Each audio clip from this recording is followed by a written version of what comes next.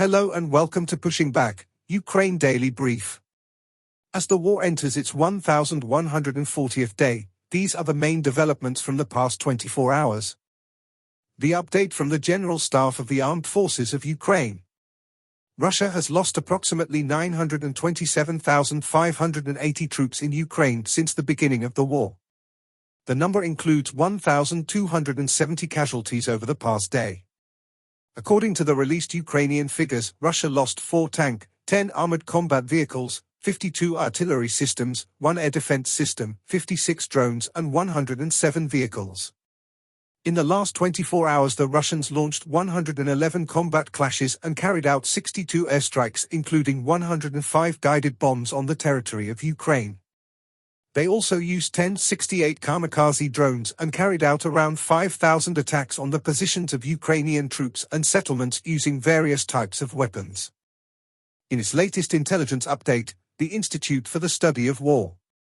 Ukrainian forces recently captured Chinese nationals fighting in the Russian military in several areas of Donetsk Oblast.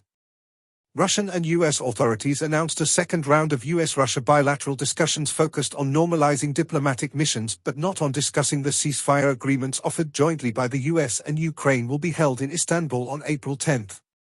Russian forces are currently pursuing 3 distinct tactical objectives in the Pokrovsk direction, but Ukrainian drone operations and localized counterattacks are continuing to complicate Russian advances in the area. Russian advances northeast of Pokrovsk support both the ongoing Russian effort to envelop Pokrovsk from the east and west and the effort to pressure Kostiantynivka from the south by advancing along the T-0504 highway and eliminating the Ukrainian salient southwest of Toretsk. The situation immediately south and southwest of Pokrovsk remains extremely dynamic amid intensified Russian offensive operations and localized Ukrainian counterattacks and drone operations in the area. Russian forces continue to deplete manpower and material in unsuccessful mechanized assaults and ongoing infantry assaults with armored vehicle support further southwest of Pokrovsk.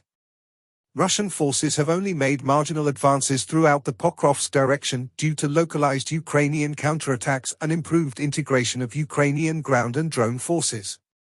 Russian forces have spent the last 13 months and lost over 5 divisions worth of tanks and thousands of troops attacking toward Pokrovsk and trying to seize the town. Ongoing Russian offensive operations to seize Pokrovsk and attack Kostiantynivka highlight Russian President Vladimir Putin's determination to seize all of Ukraine through military means at whatever cost if he cannot do so through negotiations. Russian forces renewed long-range missile and drone strikes against Ukraine overnight on April 7 to 8 following a brief pause on April 6 to 7. Russian forces continue to innovate with long-range Shard strike drone tactics to maximize the impact of strikes against Ukraine. European states continue to provide financial and military aid to Ukraine. The Russian Ministry of Defense announced an initiative ostensibly aimed at securing medical treatment and rehabilitation for wounded Russian troops, but the Ministry of Defense may weaponize this initiative against wounded service members in practice. Ukrainian forces recently advanced near Pokrovsk and Russian forces recently advanced in Kursk and Belgorod oblasts and near Lyman, Toretsk, Pokrovsk, and Velika Novosilka. The Kremlin is considering passing a bill that may incentivize volunteer recruitment for conscription-age men ages 18 to 30 years old. In President Zelensky's nightly address, he spoke about 3 key areas. Firstly, Zelensky emphasized the urgent need for at least 10 Patriot missile systems to counter ongoing Russian ballistic missile attacks, as preparations continue for the upcoming Ramstein Defense Summit. He stressed that while the technology exists globally, political will is needed from Western allies to deploy it, especially in areas of Ukraine living under constant threat. Secondly, Ukraine's foreign minister led a visit to Kryvyi Rih with representatives from 32 countries following a deadly Russian attack on civilians. Zelensky thanked the diplomats for their support, calling it a crucial moment to show the world the real impact of Russian aggression on ordinary Ukrainian lives.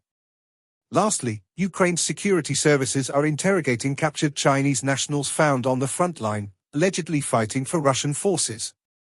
Kiev says it has detailed evidence of additional Chinese citizens involved in the war and plans to raise the issue through diplomatic channels. Zelensky warned that this involvement contradicts China's public stance against escalation. Thanks for following today's updates.